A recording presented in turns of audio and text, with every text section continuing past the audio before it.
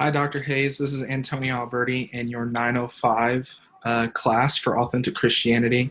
And this is my book review for The Cost of Discipleship uh, by Dietrich Bonhoeffer.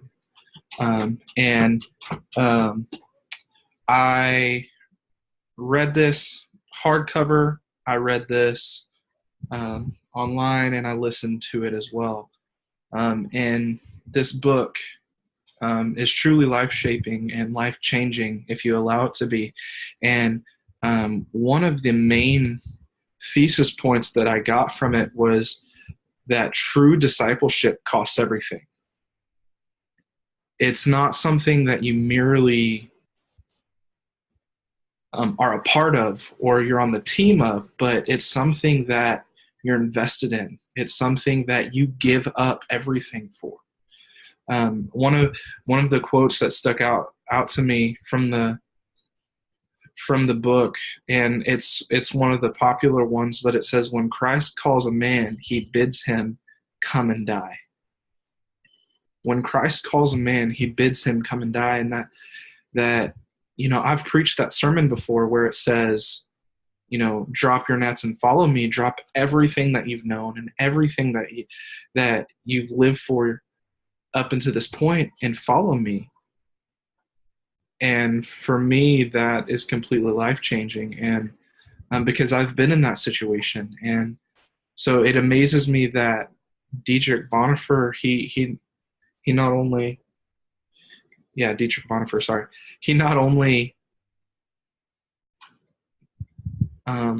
illuminates this point, but he believes it's a core value in who a Christian should be, not to the extent of just blindly following rules, but having balance. And whether that was, I believe, Martin Luther, who came out of being a monk type man to posting letters on the door of the Catholic Church, or whether that's you're a fisherman and you leave your life behind to follow Jesus. And one of the biggest points for me throughout the book, besides that, was that there's this quote in the book, and it says, "Judging others makes us blind, whereas love is illuminating. By judging others, we blind ourselves to our own evil and to the grace which others are just as entitled to as we are." And that's something that I've personally struggled with, having expectations on people and in ministry, and expecting them to meet my standard rather than just letting them work their salvation out with Jesus, like the scriptures say. Because we're supposed to work our salvation out with fear and trembling. And when we're caught up in working that out, then there's no need to be caught up in what other people are doing.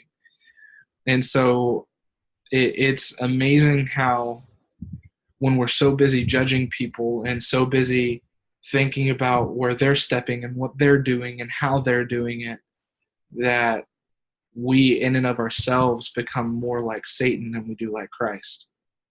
Because Satan comes in and condemns and tells us where we're not doing right and we're not doing things, and where Jesus comes in and he just illuminates us and with his love and says, "Hey, I love you."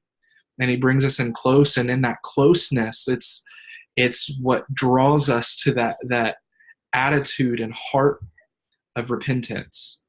And so that was just mind-blowing to me, to think of judgment in such a way.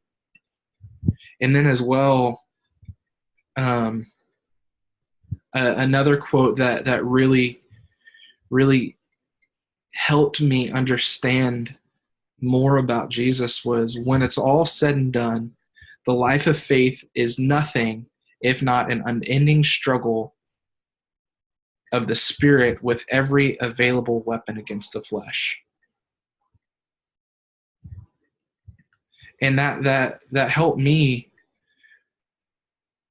kind of realize that, yes, we walk in the grace of God. Yes, we are empowered by him. And yes, we walk in faith with him. But that doesn't mean we're not going to battle. It doesn't mean that we're not going to fight.